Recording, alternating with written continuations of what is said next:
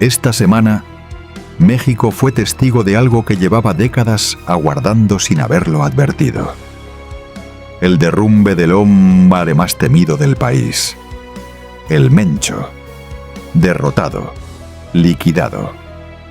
Y con ese derrumbe, algo que nadie anticipaba. Un expediente que había permanecido clausurado durante más de una década comenzó a entreabrirse. Un nombre que ciertos comunicadores nunca se atrevieron a enunciar en público volvió a surgir en las charlas de quienes conocen esta historia desde sus entrañas. Un nombre que decenas de millones de mexicanos llevan grabado en el alma, aún sin haberla visto nunca cara a cara.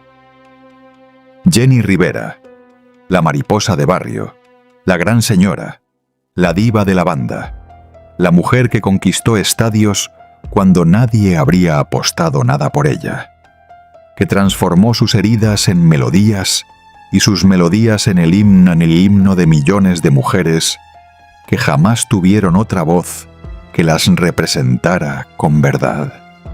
La misma mujer que aquella última noche abandonó un camerino colmado de flores, con el eco de miles de gargantas todavía vibrando en sus oídos, cargando algo que quienes la acompañaban percibían, pero que nunca lograron nombrar con exactitud. Hoy venimos a hablar de lo que existió detrás de esa imagen, de lo que Televisa no mostró, de lo que su círculo íntimo prefirió silenciar, de la conexión entre la figura más querida de la farándula mexicana y el poder más siniestro que este país haya conocido en décadas. ¿Qué sabía Jenny Rivera? ¿Qué vio? ¿Qué escuchó en conversaciones que no estaban destinadas a sus oídos? ¿Y qué papel desempeñó el hombre que llegó a su vida prometiendo tranquilidad y que años más tarde sería arrestado por autoridades federales estadounidenses con vínculos que ningún periodista de espectáculos se animó a señalar con la claridad necesaria? En los minutos que siguen, vas a escuchar la historia que nadie ha narrado en su totalidad. No la versión oficial, no la del documental avalado por la familia. La versión que vive en los archivos que esta semana, con la caída del Mencho, han comenzado a moverse por primera vez en mucho tiempo. Y si en algún momento sentiste que la versión oficial de lo que sucedió aquella madrugada de diciembre no terminaba de cerrar, que había preguntas que nadie respondía con suficiente nitidez, que el silencio de ciertas personas era demasiado elocuente para ser simplemente eso, silencio, entonces esta historia es para ti. Quédate, porque cuando termines de escucharla, la forma en que recuerdas a Jenny Rivera habrá cambiado para siempre. Y cuando termines, cuéntanos en los comentarios dónde estabas aquella madrugada en que México se detuvo. Porque esta historia la construimos juntos. Para comprender todo lo que vamos a recorrer hoy, si te gusta este contenido, suscríbete para no perderte ninguna historia oculta. Hay que remontarse al principio, no al principio glorioso de los estadios y los premios Billboard, sino al principio verdadero, al que no aparece en los documentales autorizados por su familia, ni en las biografías que el mundo del espectáculo fabrica cuando quiere edificar una leyenda sin demasiadas grietas a la vista. Dolores Yaney Rivera. Saavedra nació en Long Beach, California, hija de inmigrantes mexicanos que cruzaron la frontera con lo estrictamente indispensable para construir una vida en un país que prometía mucho y exigía aún más. Su padre, Pedro Rivera, se convertiría con el tiempo en el fundador de Cintas Acuario, el sello discográfico independiente que lanzaría las carreras de varios artistas de regional mexicano, entre el Chilaudas, la de su propia hija. Desde niña, Jenny creció entre dos mundos que raramente se comprendían el uno al otro. El sueño americano que se prometía desde el exterior de las ventanas y la realidad del barrio que se vivía desde adentro con una intensidad que ningún sueño podía suavizar del todo. Fue una adolescencia marcada por un golpe temprano y sin anuncio. A los 15 años, Jenny quedó embarazada. A los 16 era madre soltera en un mundo que no tenía demasiada paciencia ni compasión para las madres solteras de 16 años, que además querían cantar. En un universo donde la farándula mexicana exigía perfección, una juventud impoluta y una imagen prístina que encajara con los estándares de las grandes televisoras, Jenny Rivera era exactamente lo contrario de lo que el sistema estaba diseñado para promover. Era demasiado real, demasiado imperfecta, demasiado ella misma.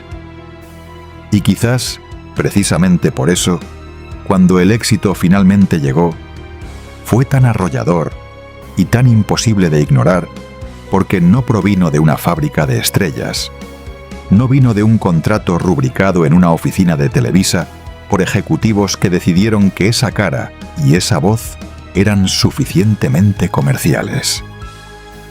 Vino de una mujer que había sobrevivido cosas que la mayoría de las estrellas del espectáculo mexicano ni siquiera podían imaginar desde sus cómodas posiciones en la cima de una industria que nunca había tenido que ganarse nada de verdad. Sus primeros años en la música fueron completamente invisibles para los grandes medios. Cantaba en fiestas, en salones de eventos modestos, en presentaciones donde el pago apenas alcanzaba para cubrir los gastos del transporte.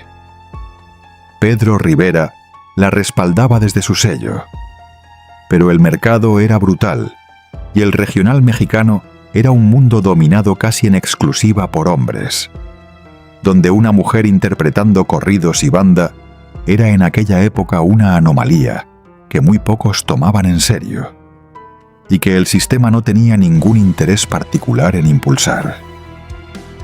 Pero Jenny poseía algo que no se fabrica en ningún estudio de grabación, ni se produce en ningún taller de imagen. Una conexión con su público que era visceral, directa, casi dolorosa en su honestidad.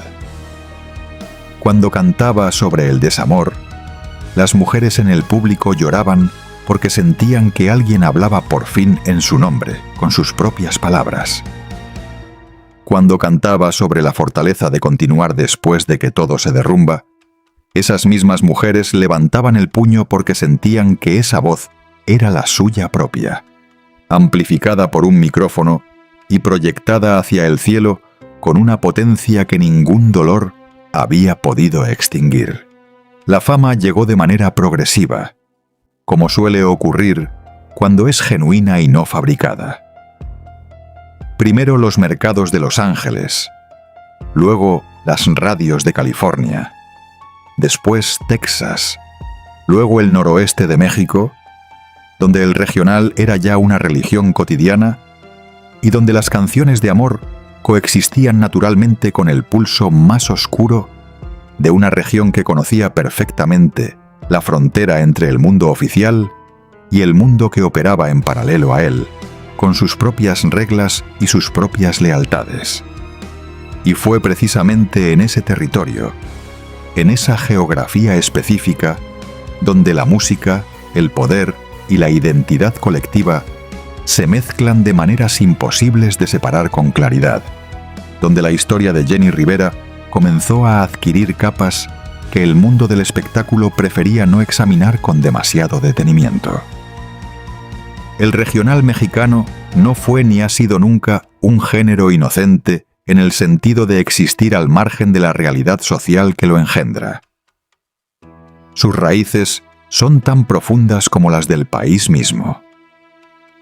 Habla de amor y de pérdida, de migración y de nostalgia, pero también de poder, de territorios, de figuras que operaban en los márgenes de la ley y que encontraban en la música una forma extraordinariamente eficiente de proyectar su imagen hacia el mundo, de construir una mitología propia que el pueblo escuchaba entonaba y hacía suya. No era un secreto para nadie dentro de la industria. Era simplemente la realidad estructural de un mercado con sus propias reglas no escritas y sus propios mecanismos de funcionamiento, que coexistían con el entretenimiento convencional de maneras que todos conocían, pero que muy pocos documentaban abiertamente. Y en ese mercado, el Mencho no era todavía el nombre que el mundo entero conocería después. Era una figura en ascenso en el occidente de México, edificando desde Jalisco una estructura de poder que crecía con una velocidad y una ambición que pocas personas fuera de ciertos círculos muy específicos podían medir en su verdadera dimensión. Pero su influencia sobre ciertos circuitos de presentaciones, sobre ciertas plazas, sobre la economía del espectáculo en vivo en determinadas regiones, era ya en esa época una presencia que los promotores, los managers y los representantes que movían los hilos de la industria musical regional conocían perfectamente, aunque ninguno la pusiera por escrito en ningún contrato. En ese ecosistema, los artistas de mayor proyección inevitablemente terminaban cruzando caminos con esa presencia. No siempre de manera directa, no siempre de forma consciente o buscada. A veces simplemente porque la geografía del mercado lo hacía inevitable, porque ciertas plazas no se abrían sin ciertos permisos que no provenían de ninguna autoridad oficial, porque ciertas giras no se realizaban sin atravesar territorios donde el poder informal tenía más peso real que el poder institucional. Jenni Rivera lo sabía, no era ingenua. Era una mujer de negocios que había construido su carrera desde cero, sin red de seguridad ni respaldo institucional, y que conocía perfectamente el terreno que pisaba.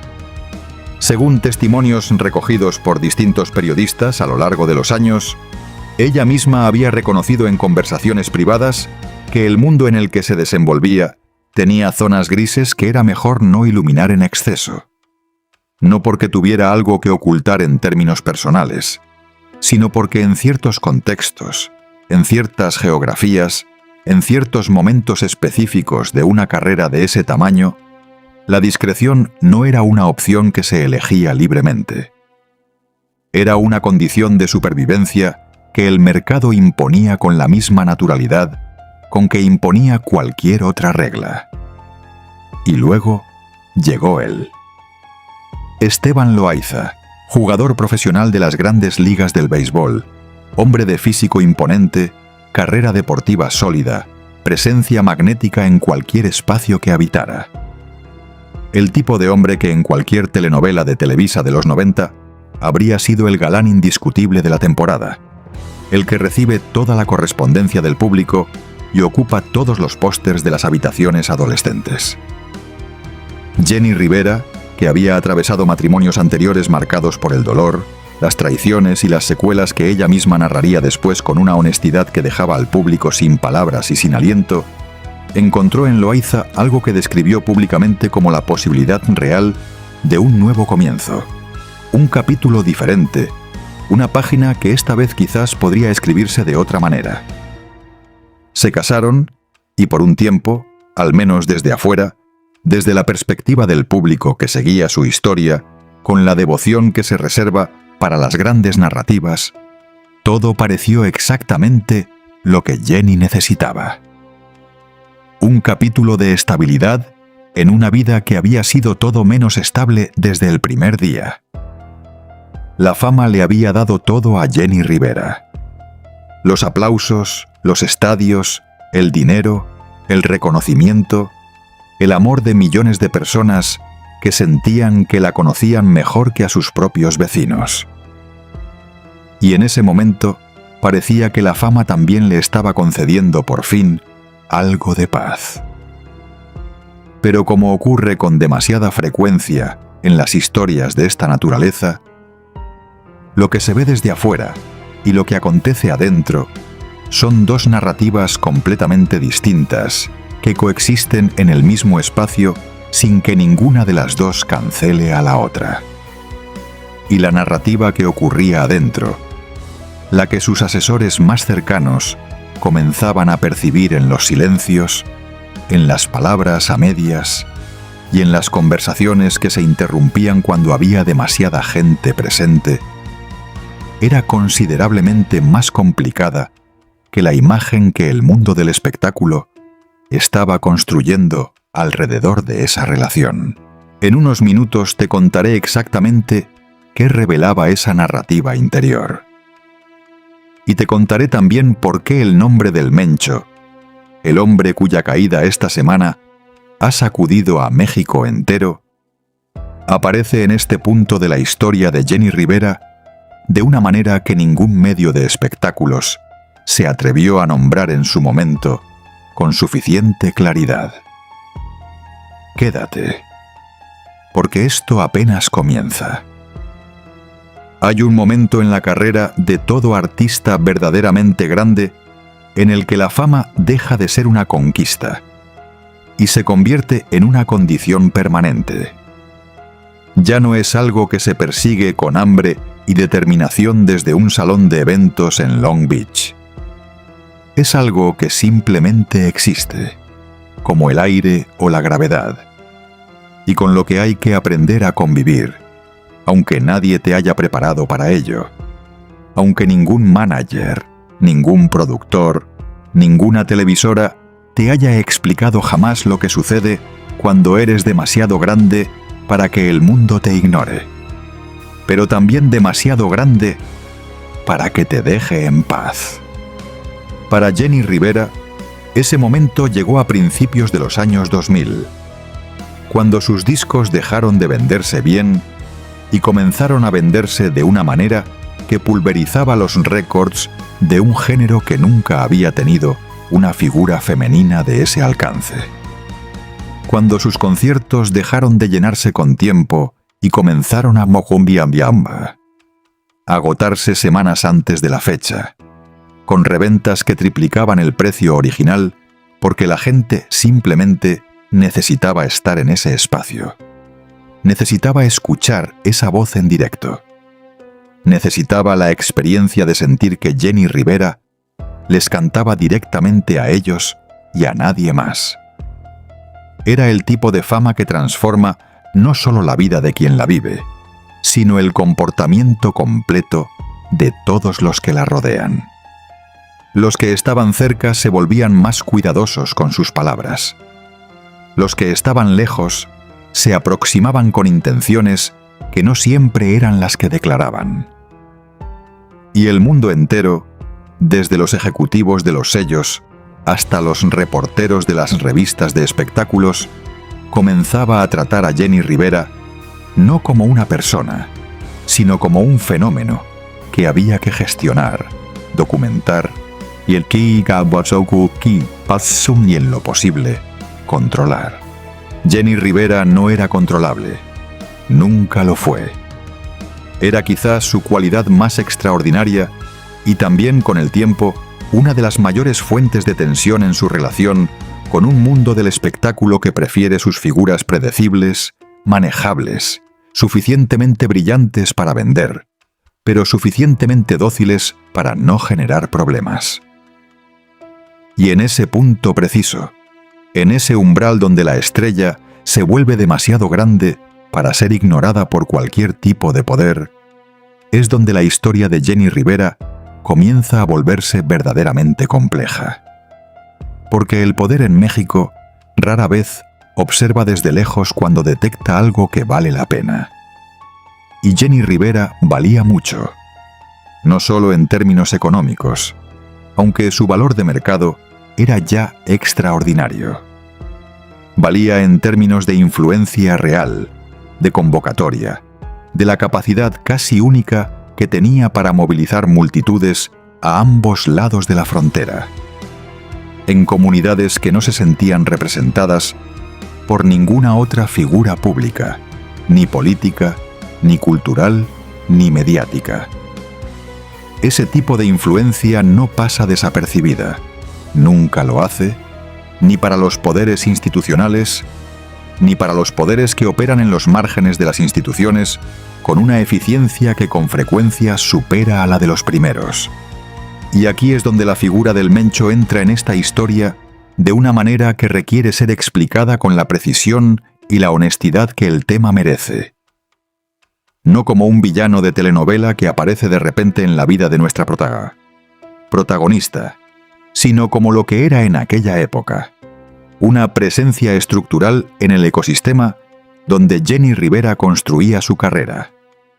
Un hombre que circulaba en ciertos circuitos de la industria musical del occidente y noroeste de México, con una autoridad que no necesitaba ser declarada en voz alta para ser perfectamente comprendida por todos los que operaban en ese mundo. Nemesio Oseguera Cervantes, el Mencho, no era en aquellos años de mayor esplendor de Jenni Rivera el personaje que los titulares de esta semana describen. Era una figura en construcción, afianzando palmo a palmo un territorio que se extendía desde Jalisco hacia el norte y hacia el Pacífico, con una metodología que combinaba la violencia con la penetración económica en sectores aparentemente legítimos. Y entre esos sectores, el entretenimiento en vivo era uno de los más estratégicos, no porque los artistas fueran parte de su estructura, sino porque los eventos masivos, los conciertos y las giras representaban flujos económicos que resultaban extraordinariamente útiles para ciertos propósitos que no aparecían en ninguna declaración fiscal. Los promotores que organizaban giras en esas plazas lo sabían. Los managers que negociaban las fechas lo sabían. Los representantes que firmaban los contratos lo sabían.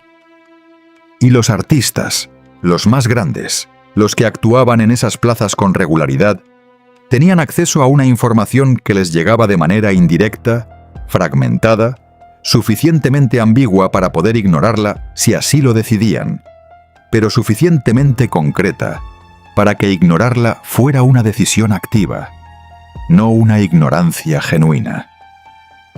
Jenni Rivera actuó en esas plazas.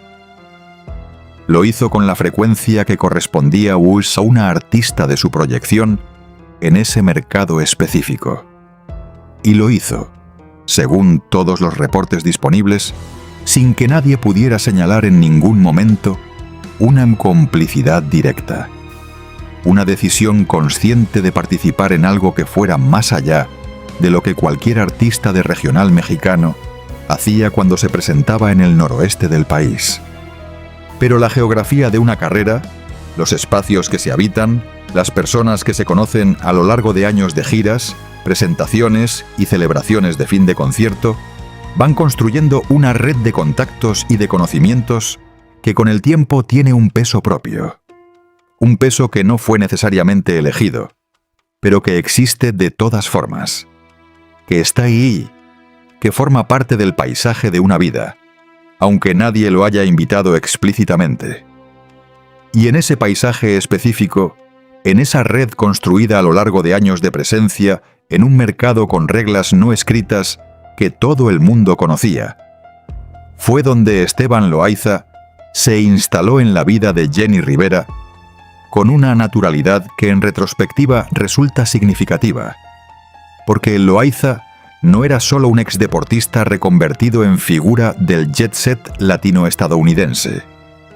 Era un hombre cuya red de relaciones personales y profesionales, como las autoridades federales estadounidenses documentarían años después con la precisión de una investigación formal, incluía conexiones que se extendían hacia territorios que iban considerablemente más allá del béisbol y de los círculos del entretenimiento hispano en los Estados Unidos.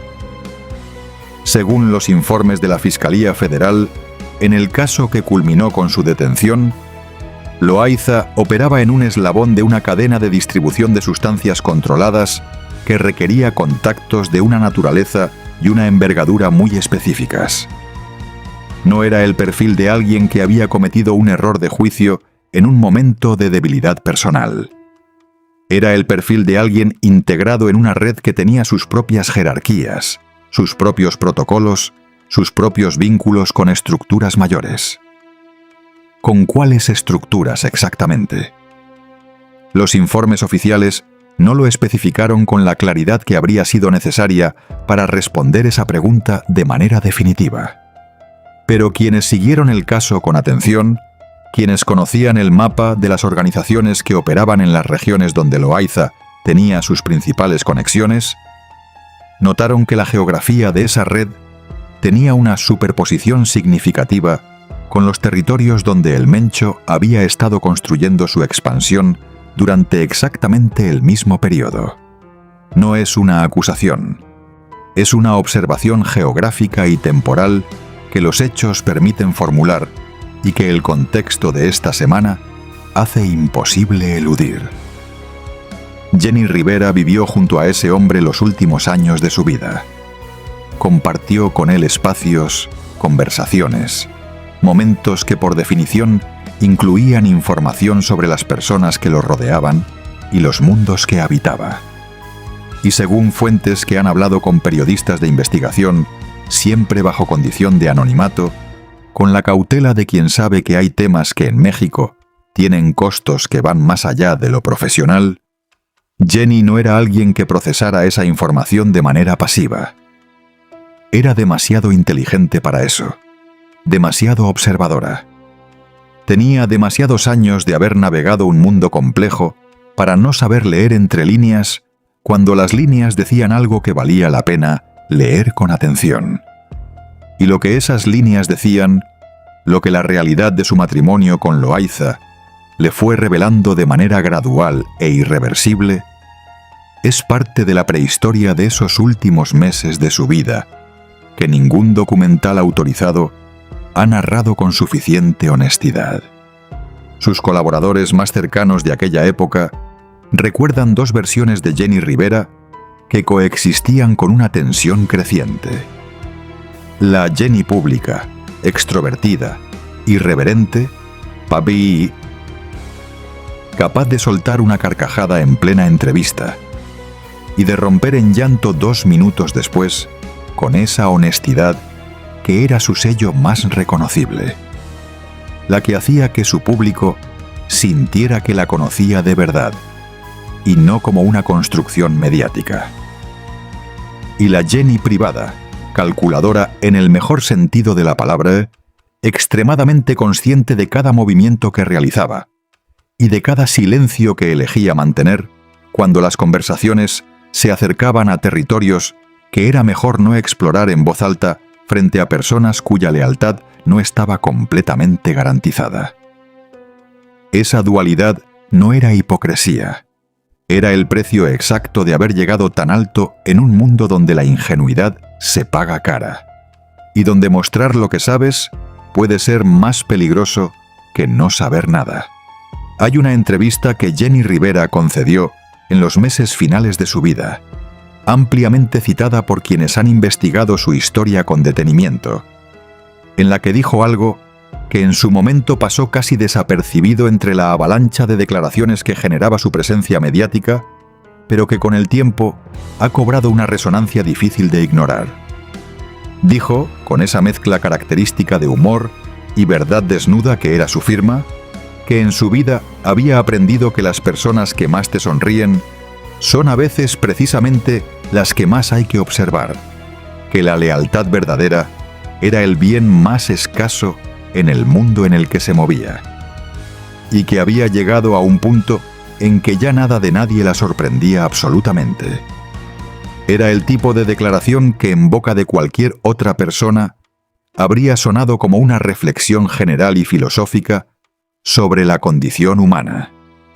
En boca de Jenny Rivera, en ese momento específico de su vida, tenía el peso inconfundible de algo completamente concreto, de algo que tenía nombre y apellido y dirección y número de teléfono, aunque ella eligiera no pronunciar ninguna de esas cosas frente a una cámara encendida, porque Jenny Rivera no hablaba en abstracto cuando tenía algo real que decir.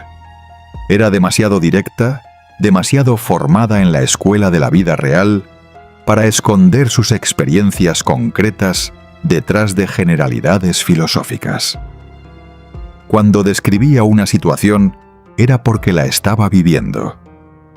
Cuando ponía palabras a un tipo específico de desconfianza, era porque esa desconfianza tenía coordenadas precisas en su historia personal. La separación de Loaiza, que en esa época era ya un hecho consumado en la práctica, aunque no se hubiera formalizado públicamente, no era simplemente el final de un matrimonio difícil. Era también, según los testimonios más detallados que han circulado en medios especializados, el inicio de una negociación que iba considerablemente más allá de la división convencional de bienes y compromisos compartidos. Había información en esa negociación. Información que Jenny Rivera había acumulado a lo largo de años de convivencia con un hombre cuyas conexiones, como ya hemos descrito, tenían una naturaleza que iba mucho más allá del diamante de béisbol y los círculos del espectáculo latino. Información que había llegado a Yabesla no necesariamente porque la hubiera buscado, sino simplemente porque había estado presente, porque había escuchado conversaciones que no estaban destinadas a sus oídos, porque había visto cosas que ciertas personas habrían preferido que no viera, porque la vida cotidiana con alguien que opera en determinados mundos inevitablemente te expone a fragmentos de esos mundos, aunque nadie te los muestre directamente.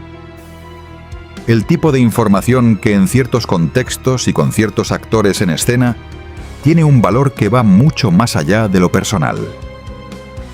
El tipo de información que puede ser simultáneamente una protección y una vulnerabilidad dependiendo de cómo se gestione y de quién sepa que existe.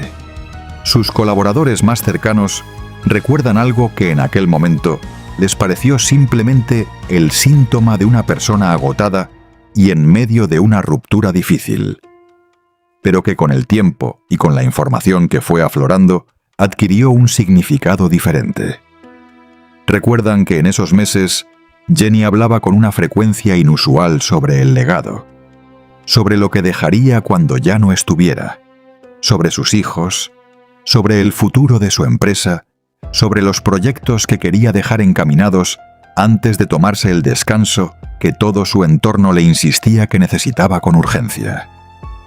No lo decía de manera oscura ni alarmante, al menos no en la superficie, pero sí con una insistencia que vista desde hoy resulta difícil de atribuir únicamente al cansancio o al estrés ordinario de una vida extraordinariamente demandante. Era como si una parte de ella, la parte más intuitiva, la que había sobrevivido décadas en un mundo que no perdonaba la debilidad y que premiaba únicamente a quienes leían correctamente las señales del entorno, supiera algo que el resto de su conciencia todavía no había terminado de articular con claridad. Y luego estaba la segunda capa, la que tenía que ver no con su vida personal, sino con el contexto más amplio en el que esa vida personal estaba inmersa. El contexto que esta semana ha vuelto al primer plano de la conversación mexicana con una contundencia que nadie habría podido ignorar aunque hubiera querido. El Mencho. En ese periodo de los últimos años de Jenny Rivera, no era todavía el nombre que dominaría los titulares internacionales durante la década siguiente, pero era ya una figura cuya influencia sobre ciertos territorios, ciertas economías, ciertos circuitos de poder informal, estaba suficientemente consolidada para que su nombre circulara en determinados ambientes con el peso específico de algo que no necesita ser gritado para ser escuchado. Era el tipo de nombre que emergía en las conversaciones importantes solo cuando era absolutamente necesario mencionarlo, y que el resto del tiempo flotaba en el ambiente como una presencia implícita que todos reconocían, aunque nadie la nombrara directamente. En el ecosistema del regional mexicano, en los circuitos de presentaciones del occidente y noroeste del país, ese nombre tenía una presencia que los artistas de mayor proyección percibían, aunque no siempre fueran capaces de articularla con precisión. No porque hubiera contactos directos en todos los casos, sino porque la estructura económica de ese mercado, los flujos de dinero que organizaban las giras, los intermediarios que gestionaban las plazas más importantes, los promotores que abrían o cerraban puertas en determinadas regiones, estaban suficientemente conectados con ese ecosistema de poder para que su influencia llegara de manera indirecta a prácticamente todos los actores relevantes de la industria. Y Jenni Rivera, con la red de contactos que había edificado a lo largo de más de una década de carrera en ese mercado específico, con los años de convivencia con Loayza y su círculo de relaciones, con su presencia constante en plazas que eran territorialmente relevantes para la expansión que el Mencho protagonizaba durante ese mismo periodo, tenía acceso a una imagen de ese ecosistema que era considerablemente más completa que la que tenía el público general que la amaba y la seguía sin saber nada de estas dimensiones de su mundo. Eso no la hacía cómplice de nada. Eso la hacía testigo. Y en ciertas circunstancias, en ciertos contextos de poder, ser testigo puede ser tan complicado como cualquier otra posición más activa. Pronto entenderás por qué esa condición de testigo involuntario, esa acumulación de conocimiento que nadie le había pedido que acumulara, pero que existía de todas formas, es una de las claves para comprender los últimos meses de su vida con una profundidad que la narrativa oficial nunca ha alcanzado. Pero antes hay que hablar de algo más, de las señales que quienes la rodeaban percibieron en ese periodo y que en su momento interpretaron de manera incompleta, de las conversaciones que ocurrieron, de las decisiones que se tomaron y las que no se tomaron, de la manera en que una mujer extraordinariamente capaz de gestionar las complejidades de una vida pública de esa magnitud comenzó a mostrar en privado los síntomas de alguien que está cargando algo demasiado pesado para ser sostenido en silencio de manera indefinida. Según testimonios que circularon en medios especializados en los años posteriores a su partida, siempre con la precaución del anonimato y del lenguaje cuidadosamente ambiguo de quien sabe que hay límites que es mejor no cruzar, Jenni Rivera había tenido en los días previos a su último viaje conversaciones que la perturbaron de una manera que sus interlocutores describieron como inusual, incluso para alguien acostumbrada a gestionar situaciones difíciles con un aplomo que la mayoría de las personas nunca desarrolla. Conversaciones sobre asuntos que tocaban directamente la naturaleza de ciertas relaciones en su entorno más inmediato, sobre compromisos que ciertas personas habían adquirido sin su conocimiento, sobre el tipo de situaciones que una vez conocidas resultan imposibles de desconocer y muy difíciles de ignorar sin consecuencias. No estamos hablando de amenazas directas.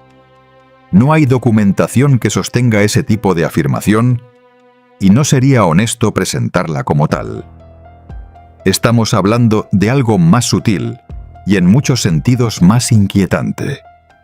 La conciencia creciente de que el mundo que la rodeaba era considerablemente más complicado de lo que había sido en los primeros años de su carrera, cuando la única batalla era convencer a una industria escéptica de que una mujer podía llenar estadios cantando regional mexicano. Aquel mundo de los primeros años había sido duro, pero comprensible en su dureza. Este mundo de los últimos meses era diferente. Tenía capas que se superponían de maneras que resultaba difícil desenredar. Tenía actores cuyas motivaciones eran opacas. Tenía silencios que pesaban más que las palabras que los rodeaban.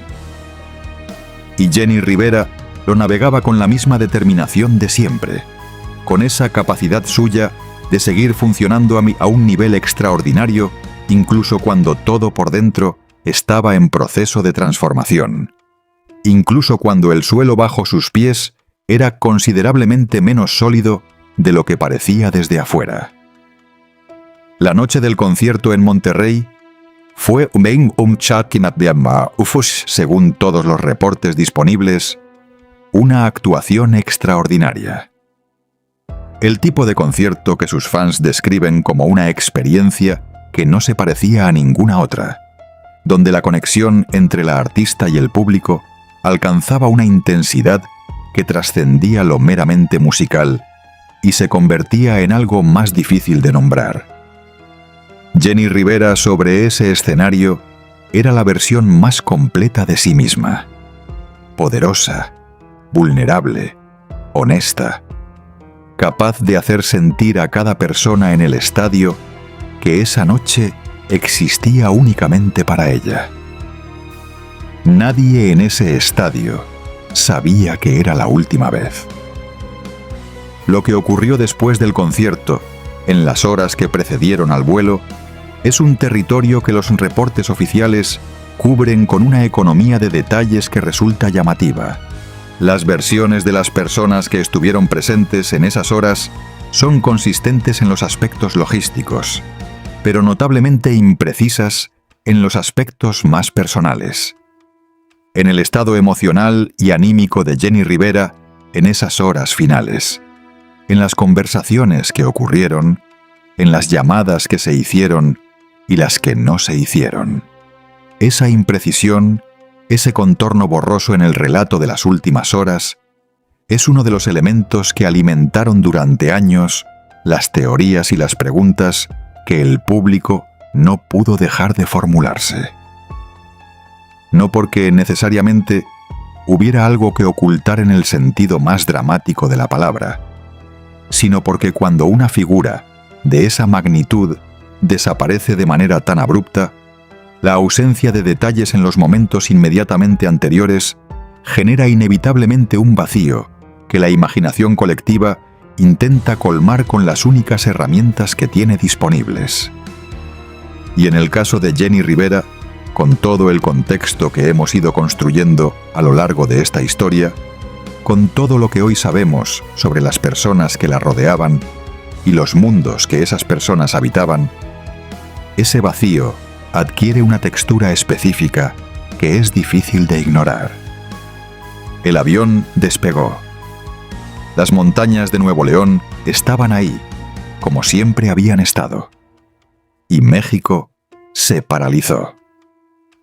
En las semanas que siguieron a su partida, cuando el país todavía procesaba una ausencia que no terminaba de hacerse real, comenzaron a circular en ciertos círculos muy específicos conversaciones que nunca llegaron a los medios de comunicación convencionales, pero que quienes se movían en esos ambientes recuerdan con una precisión que el tiempo no ha borrado.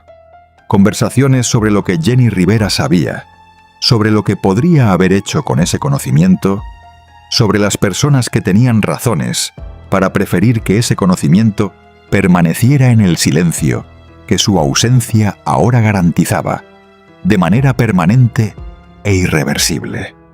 No hay manera de saber si esas conversaciones tenían un fundamento real o si eran simplemente el producto del dolor colectivo, buscando una explicación que tuviera más sentido que el accidente. Esa es la honestidad que esta historia requiere y que le debemos al público que la está escuchando.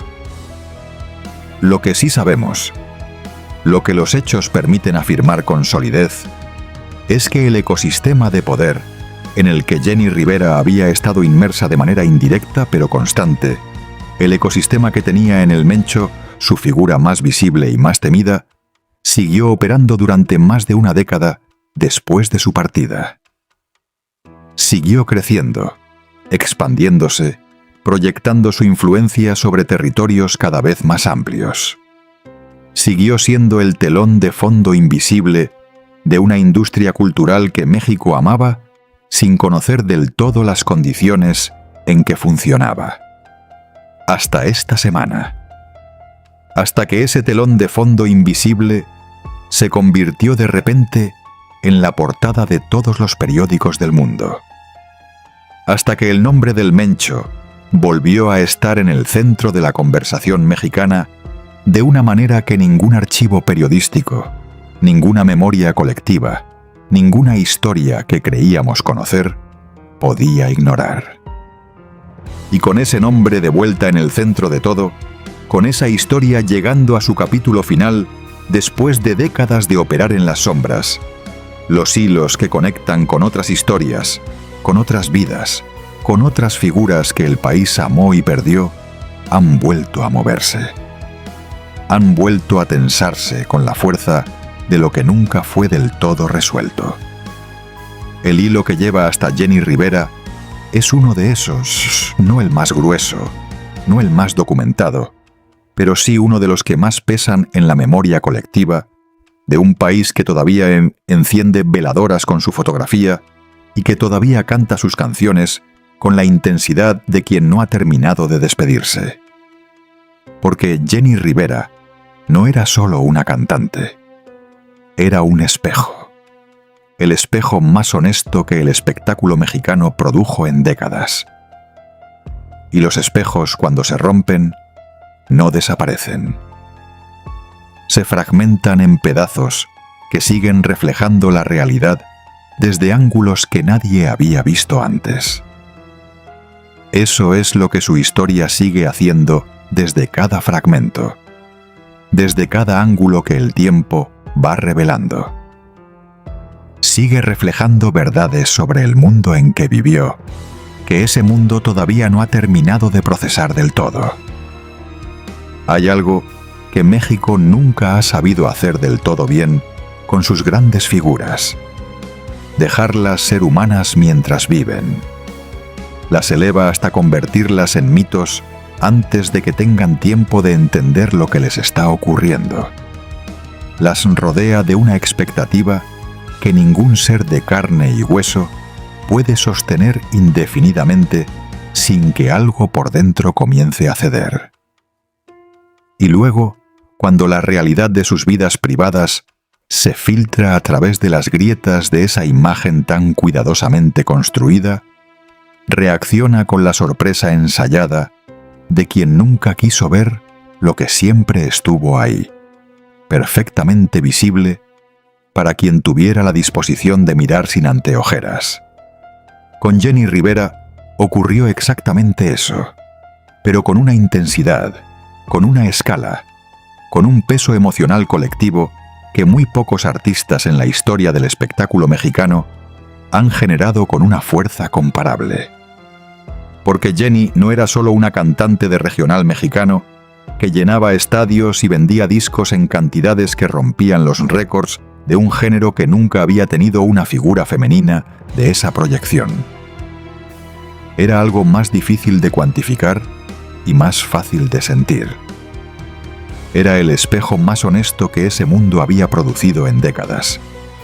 Un espejo en el que millones de mujeres mexicanas veían reflejadas sus propias historias, con una fidelidad que ninguna televisora, ningún sello discográfico, ni ningún sistema de producción de estrellas diseñado para maximizar el consumo masivo habría generado de manera intencional.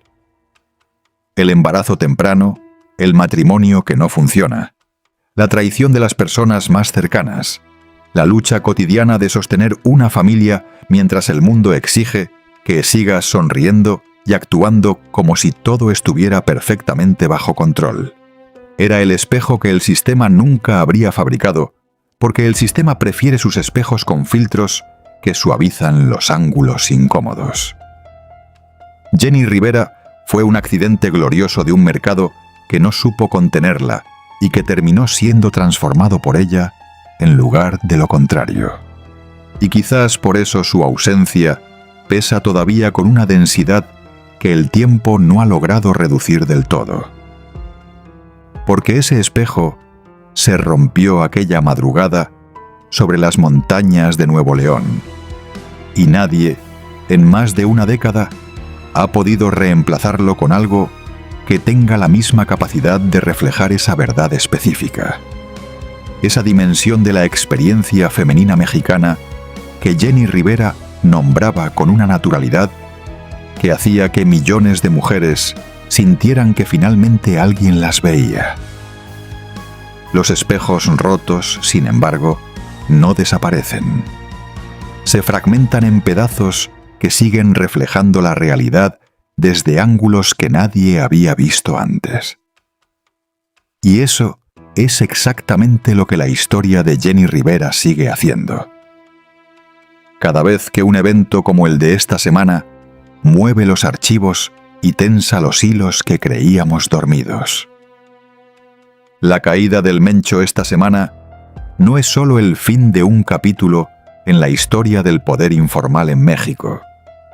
Es también, para quienes conocen la historia que hemos recorrido hoy, una suerte de iluminación tardía. Una luz que cae sobre territorios que habían permanecido en la oscuridad durante demasiado tiempo y que revela contornos que el tiempo había ido borrando, pero no eliminado del todo. Los circuitos del regional mexicano en los que Jenny construyó su carrera, los promotores y los intermediarios y los espacios de poder informal que daban forma a ese ecosistema desde adentro. Los nombres que aparecían en los márgenes de los reportes periodísticos con una cautela que en su momento resultaba críptica y que hoy, con el contexto de esta semana, adquiere una legibilidad diferente.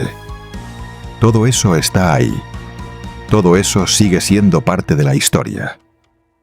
Y con la caída de la figura que durante décadas fue el eje invisible de ese ecosistema, la posibilidad de que esa historia sea contada con mayor completitud, con mayor honestidad, con la profundidad que merece, se vuelve por primera vez en mucho tiempo algo que parece posible, en lugar de simplemente deseable. Pero más allá del contexto, más allá de los ecosistemas de poder y los circuitos informales y las conexiones que el tiempo ha ido revelando con una lentitud exasperante, está la historia humana. La historia de una mujer real, de carne y hueso y contradicciones y cicatrices visibles, que construyó algo extraordinario desde un punto de partida que el sistema nunca habría elegido para ella. Jenny Rivera tuvo 5 hijos, a los que amó con una intensidad que era perfectamente coherente con la manera en que hacía todo en su vida. Sin medias tintas, sin calcular el costo emocional, sin guardarse nada para después. Edificó un imperio empresarial que iba mucho más allá de la música. Líneas de ropa, perfumes, una empresa de entretenimiento, proyectos televisivos, una fundación que llevaba su nombre y que trabajaba con mujeres en situaciones de vulnerabilidad, porque Jenny Rivera nunca olvidó de dónde venía y nunca dejó de sentir que tenía una deuda con las mujeres que seguían estando donde ella había estado antes de que la fama le abriera puertas que de otra manera habrían permanecido cerradas. Y construyó una conexión con su público que es, en retrospectiva, quizás su legado más indestructible que cualquier disco, que cualquier premio, que cualquier récord de ventas. Porque esa conexión no estaba basada en una imagen fabricada ni en un personaje diseñado por un equipo de marketing. Estaba basada en algo extraordinariamente simple y extraordinariamente raro en el mundo del espectáculo. La verdad. La verdad de una vida que había sido difícil y que no pretendía no haberlo sido. La verdad de una mujer que se había caído muchas veces y que se había levantado cada vez, no porque fuera invencible, sino porque no sabía hacer otra cosa. Esa verdad es la que sus fans atesoran por encima de todas las demás versiones de Jenny Rivera que el tiempo, la industria y la tragedia han ido construyendo alrededor de su figura. No la diva, no la empresaria, no la leyenda póstuma que los documentales autorizados intentan preservar con una pulcritud que inevitablemente le quita vida. La mujer real, la que lloraba en las entrevistas y se reía de sus propios errores y decía las cosas que nadie más se atrevía a decir porque había decidido en algún momento de su vida que la autenticidad valía más que la aprobación. Y quizás esa sea la mayor ironía de toda esta historia, que la mujer más honesta de su generación en la música mexicana, la que más se negó a esconderse detrás de una imagen construida, la que más insistió en mostrar sus grietas junto a sus logros, terminó siendo envuelta por circunstancias, conexiones y silencios que representaban exactamente lo contrario de todo lo que ella era. La mujer que vivió con los ojos más abiertos en un mundo que prefería los ojos cerrados, terminó siendo rodeada de opacidades que ella misma no eligió, pero que la vida, con la lógica brutal que a veces tiene, fue depositando en su camino sin pedirle permiso. La fama, como una telenovela que nunca termina de la manera que esperabas, siempre tiene ese capítulo donde la protagonista descubre que el mundo que construyó con tanto esfuerzo tiene cimientos que nadie le advirtió, donde la luz del escenario, tan brillante desde afuera, deja zonas de oscuridad que solo se ven cuando ya es demasiado tarde para iluminarlas de otra manera. Jenni Rivera lo entendió. Lo dijo de 1000 maneras distintas a lo largo de su carrera, con esa capacidad única suya de convertir la reflexión más profunda en una frase que cualquier persona pudiera sentir como propia sin necesidad de haber vivido exactamente lo mismo. Lo entendió y siguió adelante de todas formas, porque era el único camino que conocía y porque detenerse habría significado traicionarse a sí misma de una manera que no estaba en su naturaleza. La fama le dio todo.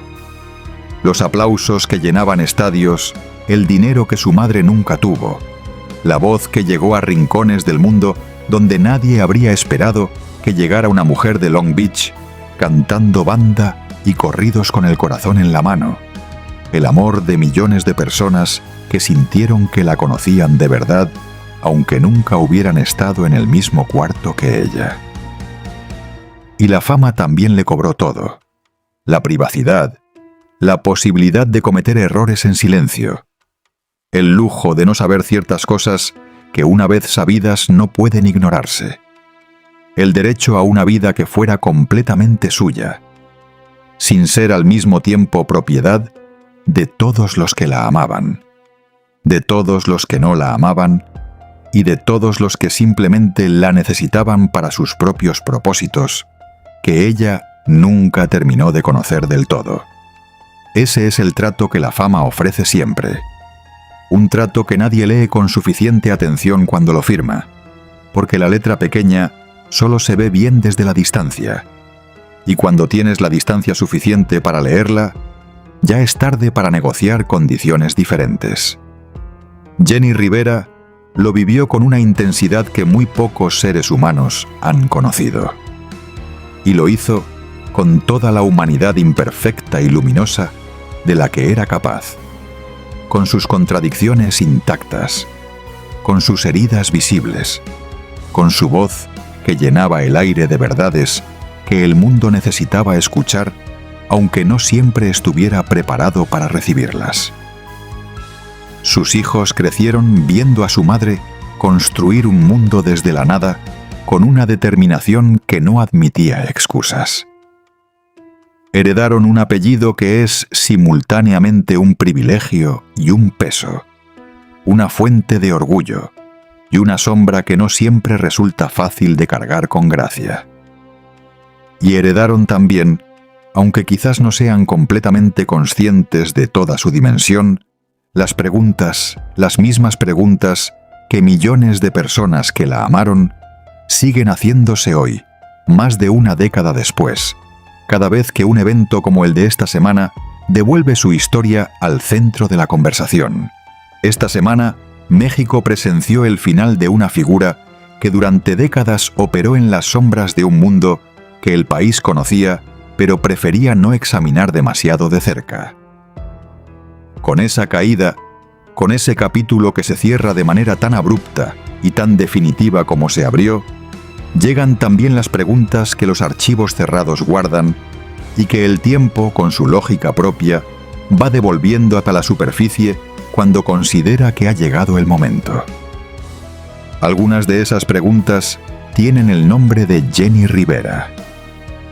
No porque ella fuera parte de lo que cayó esta semana, sino porque vivió demasiado cerca de ese mundo durante demasiado tiempo, con los ojos demasiado abiertos para que su historia pueda contarse de manera completa sin incluir ese contexto. La mariposa de barrio voló más alto de lo que nadie apostó que podría volar. Voló tan alto que el mundo que había quedado abajo, con todas sus complejidades y sus reglas no escritas y sus poderes que preferían operar en la oscuridad, se fue haciendo pequeño en la perspectiva de los estadios, los premios y los millones de personas que levantaban el puño cuando su voz llenaba el aire. Pero las raíces no desaparecen por el hecho de que el árbol haya crecido más allá de donde nadie esperaba. Las raíces están siempre ahí, en el suelo del que todo brotó, conectando la altura con el origen, de maneras que no siempre son visibles desde arriba, pero que siguen siendo reales, aunque nadie las mire. Jenni Rivera fue todo eso. La altura y las raíces, la luz del escenario y las sombras que crecían en los márgenes de esa luz, la voz más honesta de su generación y el silencio que guardó sobre cosas que quizás nunca lleguemos a conocer del todo. El espejo más real que el espectáculo mexicano produjo en décadas, y los fragmentos de ese espejo que siguen reflejando verdades desde ángulos que el tiempo va revelando con la paciencia de lo que sabe que tarde o temprano será visto. México la extraña. La extraña de esa manera específica en que se extraña a Ujiá, a alguien que se fue demasiado pronto, que tenía todavía demasiado por decir, que llevaba en su voz respuestas a preguntas que este país todavía no ha terminado de formular del todo. Y mientras ese mundo que ella habitó sigue escribiendo sus últimos capítulos, mientras los archivos se abren y los hilos se tensan y las memorias se activan con la intensidad de lo que nunca fue del todo resuelto, su voz permanece intacta, indestructible, más viva que muchas de las cosas que la rodearon en vida y que esta semana han llegado finalmente a su fin. Eso es lo que ninguna sombra pudo apagar. Eso es lo que ninguna madrugada de diciembre se llevó del todo. Eso es la sombra de la farándula por hoy. Si esta historia te hizo pensar, si te trajo recuerdos de una época y de una voz que formaron parte de quien eres hoy, déjanos tu comentario. Cuéntanos qué recuerdas de Jenni Rivera. Cuéntanos qué canción suya sientes más tuya. Cuéntanos dónde estabas aquella madrugada cuando México se paralizó.